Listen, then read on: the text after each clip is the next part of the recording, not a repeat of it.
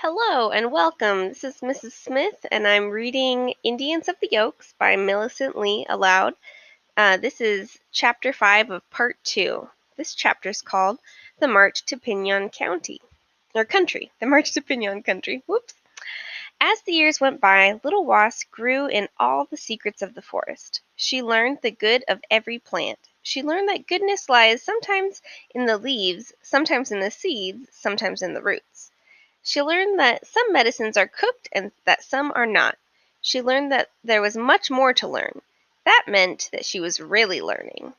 When one thinks that there's no more to learn, he knows next to nothing. The herb woman never stopped learning either. She was just like her father, the medicine man. She was always stewing herbs in the olla, and she was always discovering new herbs. Indians from a long way off came to her to be cured. She was interested in different things to eat. Too, she was often trying out recipes that she had made up herself. She liked many nuts of the forest, and especially liked the pinyon nuts. She always joined the other Indians when they marched away on their great pinyon journey in the fall of the year. The Indians were talking about the journey. It was time to go. The women gathered together in little groups and chatted about the things that they were going to take. The men made many new arrows and twisted new strings for their bows. The herb woman prepared herself with everything that she needed for the trip. She wore her basket cap and her net. She filled her net with many things: an olla for roasting the pinyon nuts, a little water jar, a winnowing basket, and a large seed basket, and a few other things. Wasp was old enough now to walk with the rest. She was a grown-up girl. She packed her net very carefully. She didn't pack it with poison oak now. She carried a basket, a deerskin package of wild oat seeds, and some lizard tail roots for sore throat. If I do not need them, someone else will, she thought to herself. The tribe started at early dawn. The little village was nearly deserted. Only a few Indians stayed home. The thatched houses were almost empty except for the heavy things like stone mortars, pestles, and matates. Matates? I think it's matates. All other things were tucked away in the nets of the women. The men walked ahead with their bows and arrows in their hands. The herb woman did not walk with the rest of the tribe. She kept by herself, and Wasp followed her. Her mother was always searching for some new herb that she had not found before. She couldn't stop in the middle of the trail to gather her herbs because then all the other Indians would have to stop. She wandered a little to one side. All interesting people cannot keep exactly in the trail. Aha! She cried as she saw a new leaf or flower. Many tribes started from their villages for the great Pinyon feast. They flowed like many little rivers into one big stream.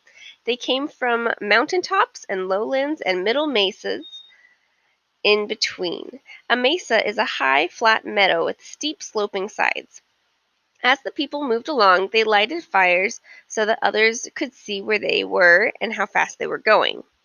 Little Wasp could see smoke rising from mountain top to mountain top.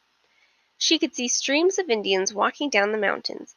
It made a strange feeling in her heart to see so many rising smokes and to think of so many people, all different kinds of people too.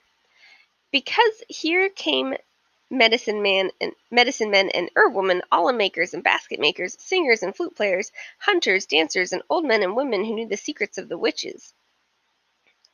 Here came fathers and mothers and children of all ages and sizes. Each one that came was thinking a different thought.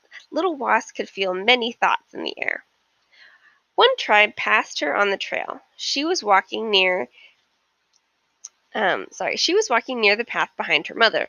Their long hair fell to their knees. The women were painted in red designs, and the men were painted in white. The women wore aprons of otter skin instead of willow bark, and around their necks they wore a string of shells. They have come from the ocean, said little Wasp to herself when she saw the shells. Another tribe passed her on the trail. It was a small tribe. One young Indian danced along in front of his people. He shook a rattle made of the shell of a turtle. Have you been dancing and singing all the way? Asked Wasp as he passed her. I have been dancing and singing all the way, he answered. He gave courage to his tired people. And what have you been singing? Asked little Wasp. "I've been singing about the mountain sheep," he said.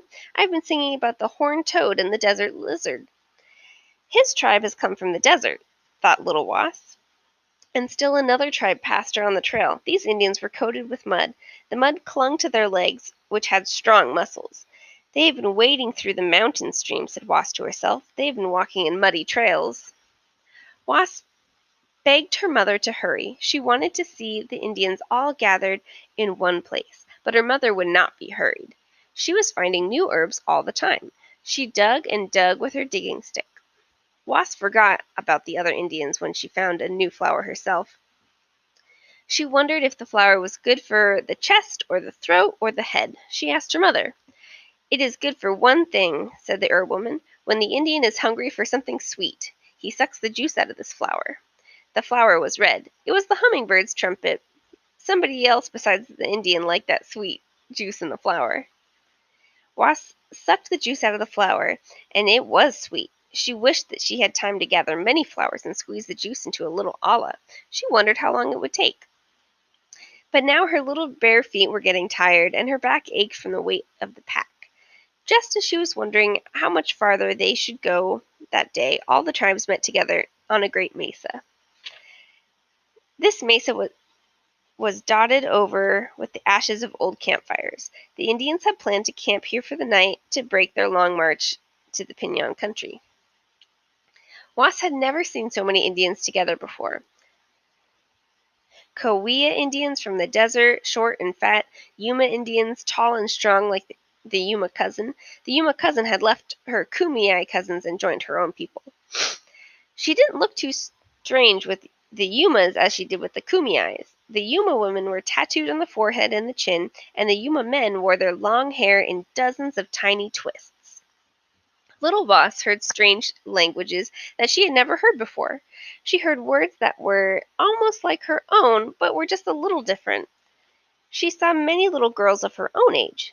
They looked at her with great round eyes, but they did not speak. She wondered if she should know them better soon. She saw babies and babies and babies. The Indians began to make camp. The women slipped off their basket caps and nets. The men stacked their bows and arrows against the bushes of sage. Each one knew where he had put his bow and arrows. The Indians began to light their fires. The herb woman lighted her own little fire with the punk that she carried. She boiled some of the wild oats for supper.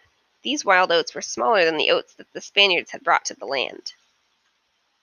Little Wasp ate the mush and then curled up against her comfortable mother and fell asleep. The fire kept them both warm. The Indians were very quiet that night. Their legs were too tired for dancing. They wanted to save their strength for the long journey the next day. All right, that was chapter 5. Join me next time for chapter 6.